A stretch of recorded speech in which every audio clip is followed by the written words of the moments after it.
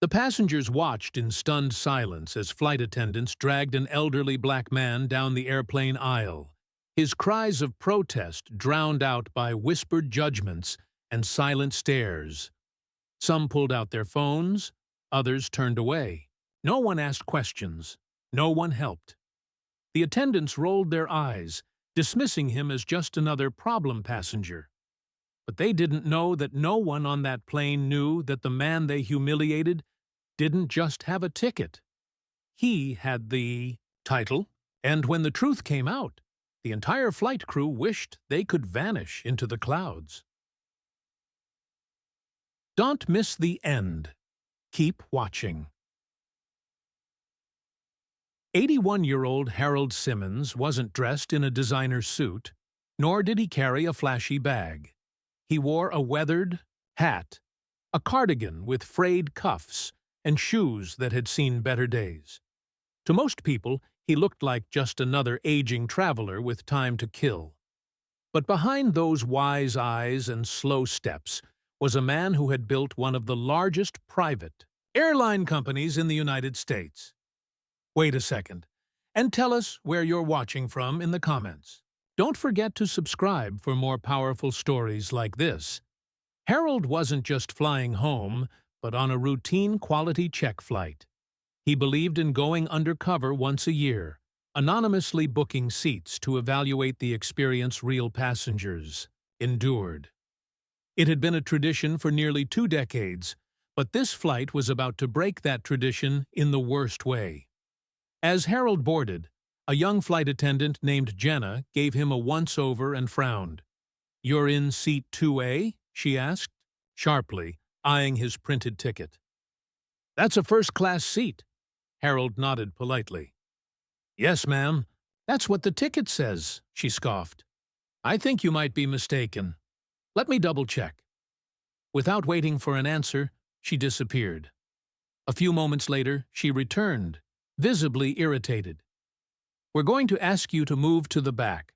That seat is reserved," Harold calmly replied. "I booked it weeks ago." But Jenna had already called over another attendant, Mark, who barely acknowledged Harold before barking, "Sir, we're not going to ask again. Either you move, or we'll have to remove you." Passengers began murmuring. Some smirked. Others rolled their eyes. A few even whispered insults. "I'm not refusing to cooperate," Harold tried to explain. "I paid for that seat, and I haven't done anything wrong." But Mark and Jenna were done listening. Moments later, they called airport security, and to the horror of some and the indifference of others, Harold Simmons, CEO, owner, and pioneer, was dragged down the aisle like a criminal. Hours later, once the plane had taken off, a breaking news alert flashed on TV screens in the terminal. Airline CEO Harold Simmons, mistakenly removed from own flight. Crew faces investigation. Passengers gasped, employees stared, and the flight attendants who had mocked him turned pale. Jenna dropped her coffee, and Mark stumbled over his words. It wasn't long before the airline's board, media outlets, and social justice advocates swarmed the airport. Reporters begged for interviews, and employees scrambled to offer apologies. But it was too late. Harold, ever calm, returned not with lawyers or anger, but with a press conference. Standing before the cameras, Harold took a deep breath. "I've spent my life building a company that values service, equality, and dignity. Today, I was reminded how far we still have to go.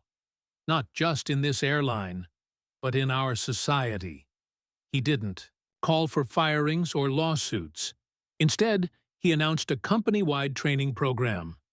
Every single employee, from the top to the bottom, including executives, will undergo training in empathy, bias, and human decency.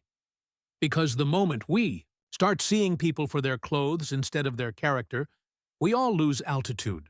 The story made national headlines. The airline's stock dipped, but its reputation eventually soared. Customers praised Harold for his humility and integrity. Thousands reached out with similar experiences. Other CEOs began rethinking their own companies' cultures. Jenna and Mark were not fired, but they were reassigned to intensive training and issued public apologies. Harold personally met with them. Sometimes, he told them, being humbled is the best way to learn how to fly right.